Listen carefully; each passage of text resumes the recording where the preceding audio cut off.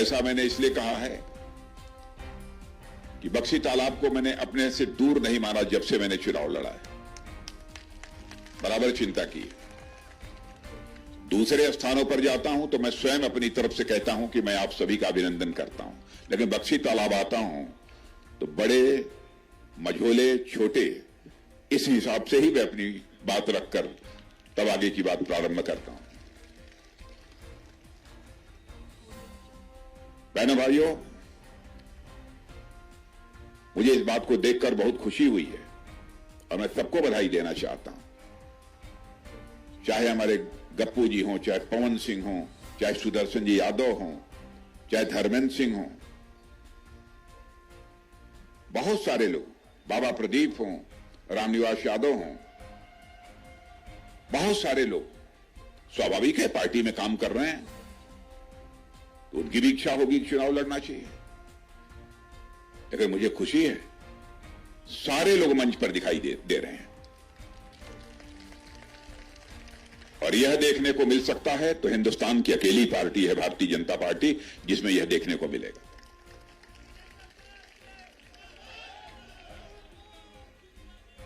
बहनों भाइयों, छोटे मन से कोई व्यक्ति बड़ा नहीं हो सकता, बड़े मन से ही कोई व्यक्ति बड़ा होता है और बड़े मन वाला व्यक्ति ही समाज का कल्याण कर सकता है।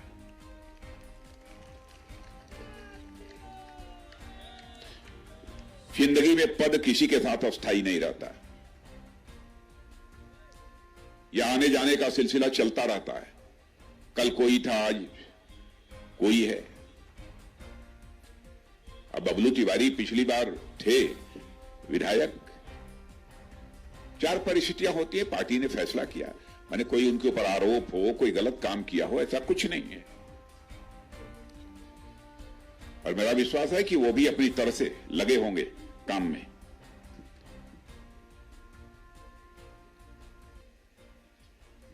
और मैं तो जैसी भीड़ यहां देख रहा हूं, शायद बख्शी तालाब में इतनी बड़ी संख्या में एक साथ मैं तो शायद पहली बार देख रहा हूं।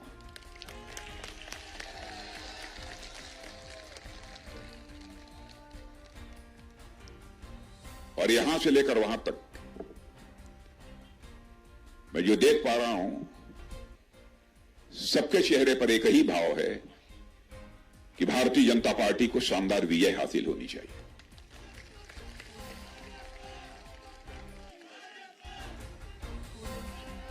योगेश शुक्ला को आज से नहीं, मैं भी वर्षों से जानता हूं, जब से मैं चुनाव लड़ा था तब से मैं जानता हूं। इनकी सहजता, सरलता, शराफत, मिलनसारता,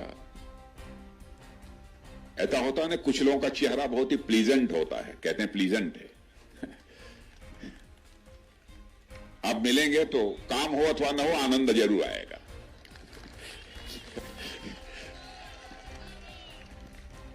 अब ऐसा भी नहीं होना चाहिए कि हम पहुंचे अपने विधायक तो अपना पैसा चेहरा बनाए।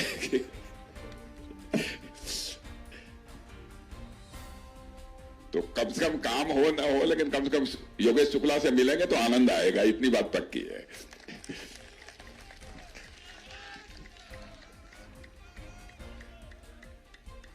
और ये जो रिंग रोड बन रही है, मैं हेलीकॉप्टर से आ रहा था तो मैं पहचान नहीं पाया, तो हमारे साथ तो जो हजारी लंबे समय से, तो हजारी ने कहा कि साहब ये रिंग रोड बन रही है। तो मैंने देखा काफी बन गई है, कुछ बीच बीच में मुझे गड़बड़ दिखाई दिया, कुछ अभी पूरा नहीं हो पाई है। क्यों बाबा? बाबा हमारे पुराने दोस्त हैं। नहीं, लेकिन रिंग रोड बनने से आप लोगों का लाभ हुआ है?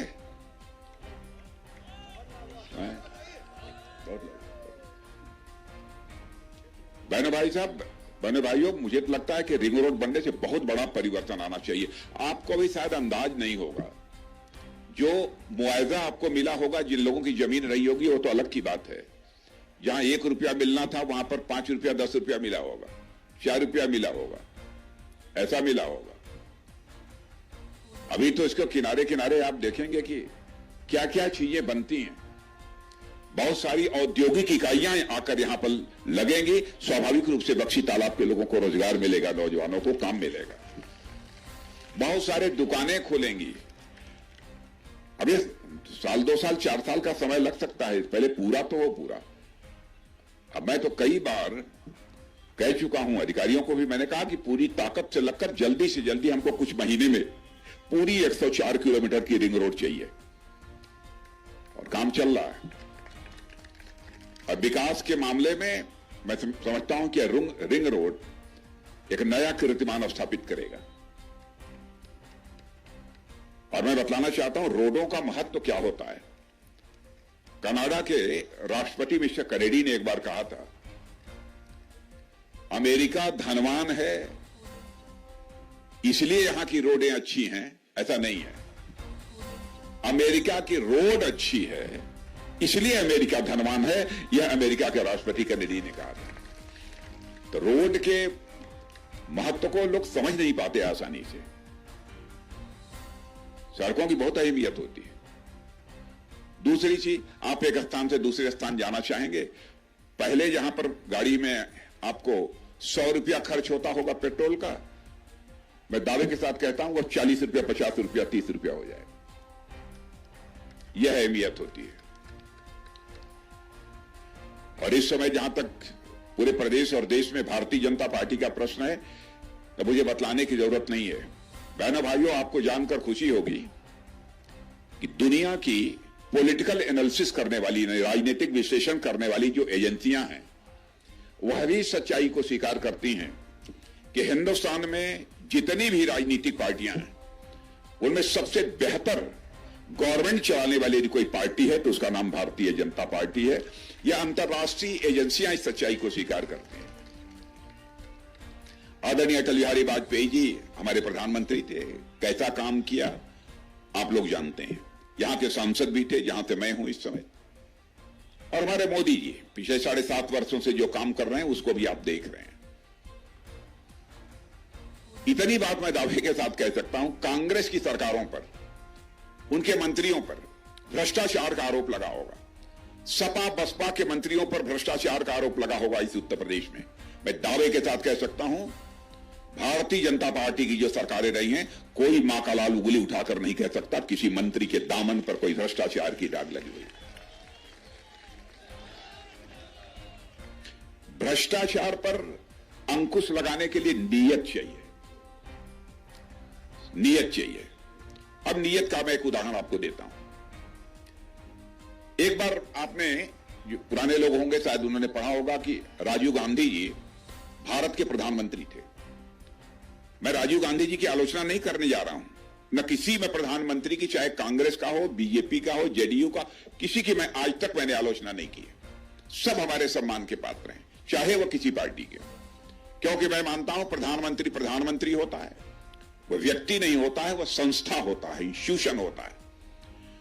स्वस्थ लोकतांत्रिक व्यवस्थाओं में संस्थाओं की इज्जत की जानी चाहिए, उसका सम्मान किया जाना चाहिए, तभी जाकर लोकतंत्र की सेहत, स्वास्थ्य ठीक रह पाता है। इसलिए मैं आलोचना नहीं करता। लेकिन एक बार उन्होंने कहा था, राजीव गांधी जी ने अपनी लाचारी व्यक्त करते हुए, क्या करें, मैं 100 पैसा दिल्ली से भेजता हूं, नीचे पहुंचते पहुंचते बामुश्किल 15 पैसा लोगों की जेबों में पहुंच पाता है, मैंने 85 पैसा भ्रष्टाचार की भेंट चढ़ जाता है। लेकिन आपने देखा कि हमारी दिल्ली की सरकार, हमारे प्रधानमंत्री मोदी जी ने प्रधानमंत्री बनने के साथ ही उन्होंने कहा कि राजनाथ जी सबका खाता खोलना है। अरे मैंने कहा इसमें लग जाएंगे साल, 1.5 साल, 2 साल। उन्होंने कहा नहीं, कुछ महीने में हो जाएगा। अब मैंने कहा हो जाएगा, उन्होंने कहा हाँ हो जाएगा। और बैठक बुलाई, उन्होंने फैसला किया। अब बहनों भाइयों, कुछ महीनों में पूरे हिंदुस्तान में प्रधानमंत्री जनधन योजना के अंतर्गत सबके खाते खुल गए। और आप स्वयं यह महसूस करते होंगे, प्रधानमंत्री किसान सम्मान निधि के अंतर्गत हर साल जो 6,000 रुपया आपको मिलता है, 6,000 वहां से निकलता है तो 6,000 में 1 पाई भी कम नहीं होता है, सारा का सारा पैसा आपके खाते में पहुंच जाता है। यानी भ्रष्टाचार पर अंकुश लगाना है तो भाषण देकर अंकुश नहीं लगाया जा सकता। भ्रष्टाचार पर यदि अंकुश लगाना है तो मेरे बहनों भाइयों, सिस्टम में बदलाव लाकर, व्यवस्था में बदलाव लाकर भ्रष्टाचार पर अंकुश लगाया जा सकता है, और यह काम करना शुरू कर दिया। और हमारी सरकार की संवेदनशीलता का जहां तक प्रश्न है, आज मैं आपको बतला कर जा रहा हूं, मैं दावे के साथ कहता हूं, यहां भी जितने लोग बैठे, इनमें से कुछ लोगों को मकान पक्का जरूर मिला हो। सबको देखो, वो कह रहे हैं लोग कि हमको मिला है, कुछ लोग जरूर मिला हो। बहुत सारे गरीबों के घर में शौचालय बना होगा, देखा, बहुत अच्छा, बहुत अच्छे,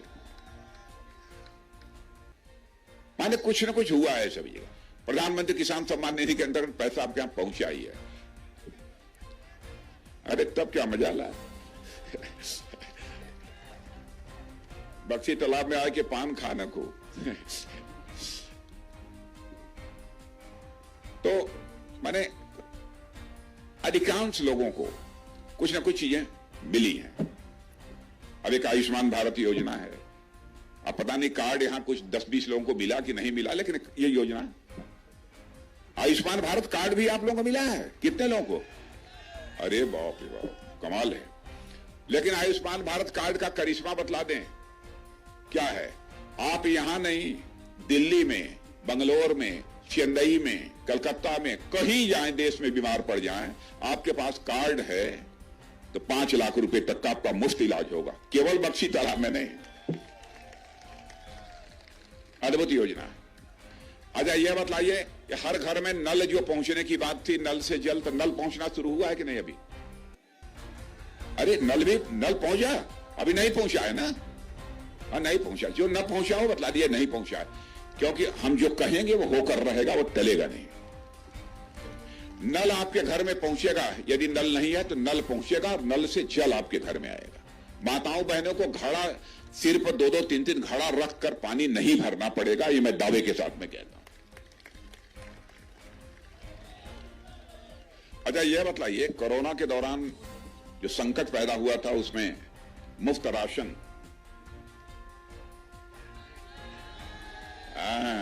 ये बात थी। देखिए ईमानदारी से बतलाइएगा, ईमानदारी से, राशन महीने में 2-2 बार मिला है ना, अधिकांश लोगों को मिला है। लेकिन गुरु मैं समझता हूं इतना खा तो पाते नहीं होंगे, बेचते जरूर होंगे।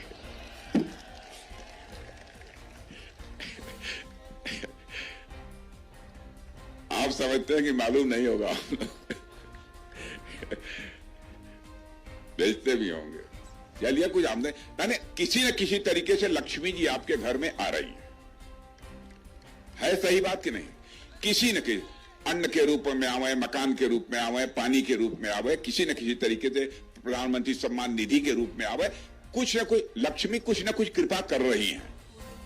और मैं याद दिलाना चाहता हूं आपको कि पहले मैं भी यहां आया हूं तो मैंने कहा, देखिए लक्ष्मी जी जो है वो हाथी पर बैठ कर कभी घर में नहीं आती। लक्ष्मी जी कभी साइकिल चलाते हुए घर में नहीं आती, और लक्ष्मी जी कभी भी हाथ हिलाते हुए नहीं आती, हेलो हेलो मैं आ गई।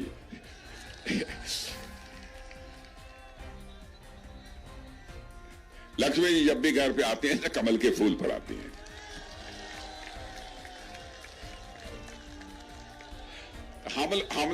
हम लोग जब उस समय कहते थे तो लोग कहते हैं बीजेपी वाले लोगों को बहला फुसला रहे हैं।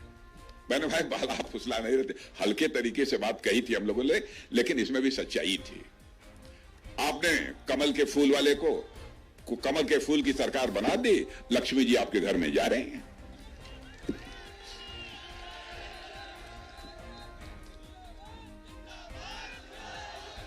और आपको शायद जानकारी नहीं होगी, कोरोना संकट में जिस तरीके से हमारी सरकार ने, हमारे प्रधानमंत्री जी ने काम किया है, अद्भुत है। America, France, Germany, China, Japan आज भी कोरोना के संकट से जूझ रहे हैं। और मैं दावे के साथ कहता हूं, उनके देशों में हमसे कम जनसंख्या है, सबका टीकाकरण नहीं हुआ है, सबको वैक्सीन नहीं लगा है। लेकिन यहां जितने खड़े हैं, मैं दावे के साथ कहता हूं शायद 1-2-4 बच्चियों ने सबका टीका लगा हुआ, सबका टीका लगा। अब पहले यह होता था, पहले पहले वैक्सीन, जब कोरोना आया तो हमारे यहां टीका बनता ही नहीं था, वैक्सीन नहीं बनता था। 9 महीने के अंदर हमारे देश के वैज्ञानिकों ने वह करिश्मा कर दिया मेरे मित्रों कि वैक्सीन भारत की धरती पर भारत के लोगों के द्वारा बनने लगा। और हम केवल भारत के लोगों को ही वह टीका नहीं लगाते हैं, बल्कि वह टीका दुनिया के दूसरे देशों को हम एक्सपोर्ट करने का काम कर रहे हैं। यह है भारत।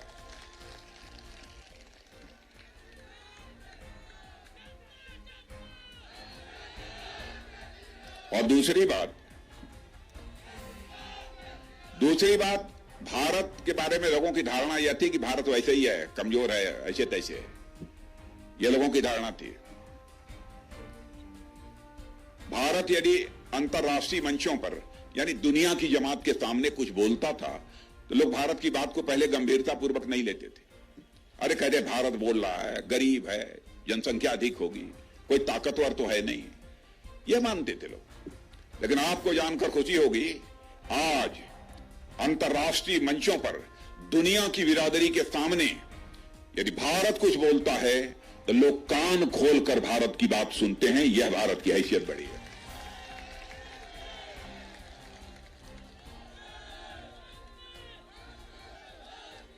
धारणा बदल गई है, धारणा बदल गई है।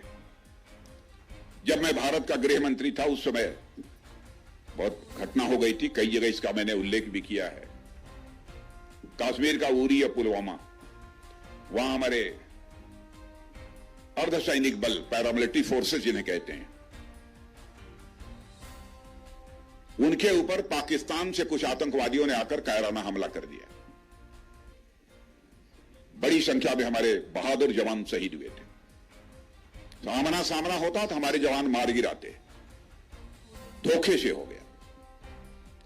तुरंत मैं वहां पहुंचा और भैरव भाई, उन शहीदों को जो मैंने कंधा दिया था गृह मंत्री रहते हुए, आज तक मैं उसे भूल नहीं सकता। उसका दर्द मुझे आज भी सालता है। शाम को प्रधानमंत्री जी के साथ बैठे हम लोग,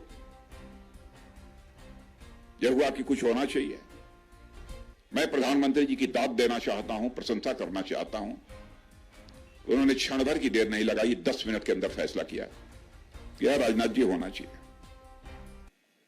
और उसके बाद आपने देखा हमारे बहादुर सेना के जवान पाकिस्तान की धरती पर जाकर सर्जिकल स्ट्राइक, एयर स्ट्राइक करके आतंकवादी ठिकानों का सहाया करने में कामयाबी हासिल की।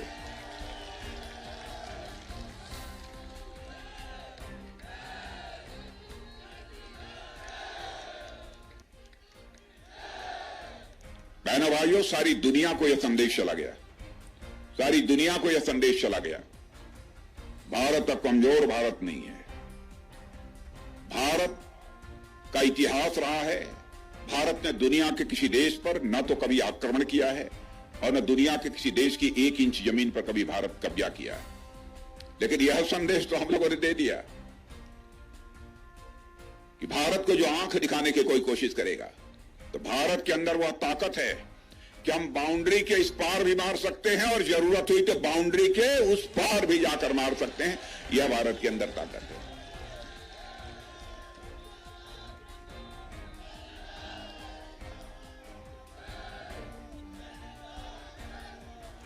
लेकिन हमारे समाजवादी पार्टी, बहुजन समाज पार्टी, कांग्रेस के लोगों को बात समझ में नहीं आती है, नहीं आती है।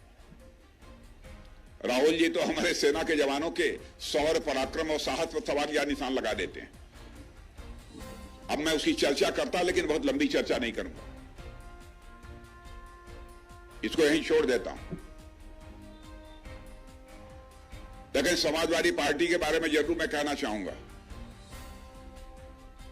बहनों भाइयों, कहने को अपने को समाजवादी कहते हैं, रहने भैया काहे को कहते हैं कि हम समाजवादी हैं। बहनों भाइयों, समाजवाद की परिभाषा आप पढ़े लिखे लोग हैं, जानते होंगे। समाजवादी वह है जो लोगों के भय और भूख दोनों का समाधान करे। आप यह तय कर लीजिए समाजवादी वो हैं कि समाजवादी हम हैं, यानी हमारी सरकार है। भय समाप्त करने का जहां तक प्रश्न है, इस सच्चाई को कोई नकार नहीं सकता। गुंडे बदमाश सब समझते हैं भैया बाहर मत रहो, चलो जेल के अंदर ही मजा लेते हैं।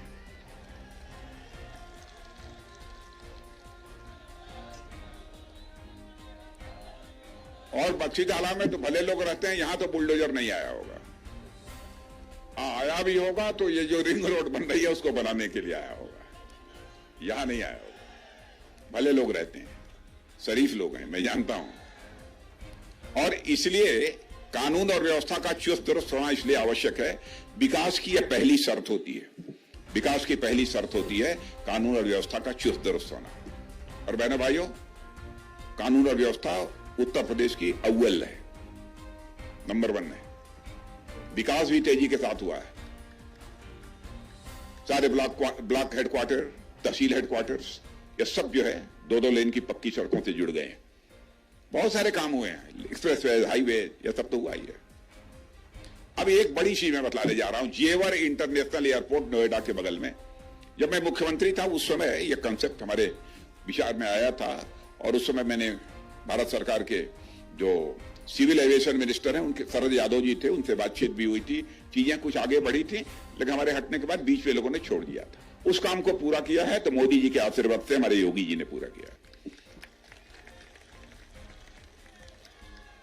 और वो आपको जानते हैं, आप तो कहेंगे एयरपोर्ट बन गया तो कौन सी बड़ी बात।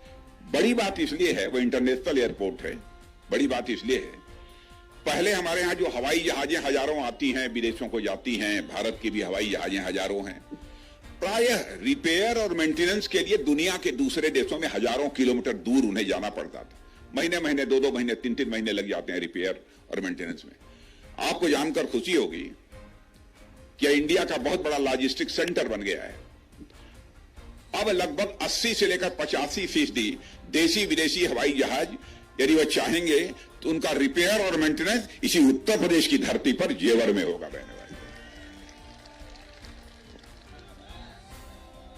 और आपने देखा कि आपके बगल में पहले तो बख्शी तालाब लखनऊ में गोली नहीं बनती थी। बहनों भाइयों, एक इंडस्ट्री, एक उद्योग, उसका शिलान्यास मैंने कर दिया है। अब पूरा पैसा स्वीकृत कर दिया है। गोली नहीं, अब गोला बनेगा यहां।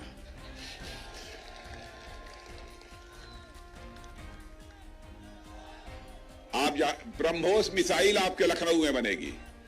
ब्रह्मोस मिसाइल आपके लखनऊ में बनेगी। आप जानते नहीं हो कि यह ब्रह्मोस मिसाइल क्या है। आप बख्शी तालाब में बैठे बैठे यदि मारिए तो 400 किलोमीटर, 600 किलोमीटर, 800 किलोमीटर पर दुश्मनों की जमात साफ हो जाएगी। यह है ब्रह्मोस मिसाइल। यहां बनेगी तो दुनिया के दूसरे देशों को भी हम एक्सपोर्ट करेंगे। बन रही है, जाके देख लीजिएगा, इंडस्ट्री पर काम शुरू हो गया है। और मैं ये बतलाना चाहता हूं आपको, मैं बताना चाहता हूं, हम लोग किसी तरीके से आपके भरोसे को टूटने नहीं देंगे मेरे दोस्तों। आपके भरोसे को तोड़ेंगे नहीं। अब तक जो हम लोगों ने कहा है वह किया है, और जो कहेंगे करेंगे।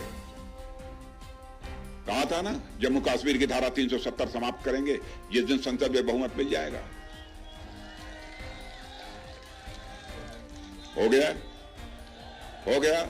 यदि आप कश्मीर, बख्शी तालाब के लोग कश्मीर की ठंडी हवा खाना चाहते हैं, या वहां कुछ अपना मकान उकान बनवाना चाहते हैं, पहले नहीं बनवा सकते थे। 370 समाप्त होने के बाद जाइए, आराम से बनवाइए, न तो एक कमरा बना लीजिए, रहिए।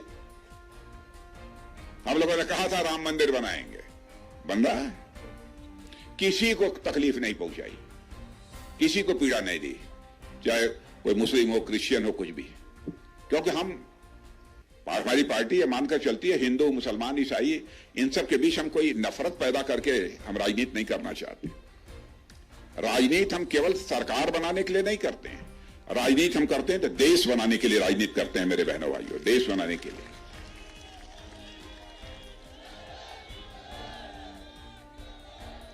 और कभी आपने नहीं सुना होगा हमारे मुंह से कि हमने किसी के बारे में कुछ कहा हो, कभी नहीं।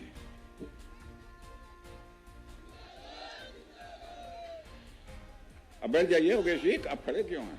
बैठिए बैठिए, आगे बहुत काम करना है, आराम करिए। हमको लोग बता रहे थे बहुत ज्यादा पद यात्रा कर दिया इन्होंने। तब तो मैं जाऊं, अब चलूं। अभी हमको तुरंत इसी समय विशाखापट्टनम निकलना है, फिर कल मैं लौट कर आऊंगा, फिर परसों से शुरू हो जाऊंगा। नहीं नहीं, आप लोगों का दर्शन हो गया, ये मेरा सौभाग्य है, ये मेरा सौभाग्य है। तो ऐसा है, मैं इतना ही निवेदन करना चाहता हूं, आप जितने लोग मौजूद हैं, बल्कि कुछ लोग गांव गांव बांट लीजिए, 1-2 दिन जाइए सभी जगह और लोगों को कहिए कि बख्शी तालाब में ऐसी जीत होनी चाहिए जो आज तक बख्शी तालाब के इतिहास में कभी इतनी जीत न हुई है। अब मुझे अच्छा लगा कि दिलीप लोधी यहां मंच का संचालन कर रहे हैं। दिलीप लोधी को मैं जानता हूं, बहुत तेज तर्रार आदमी है, जुझारू आदमी है, बहुत अच्छा।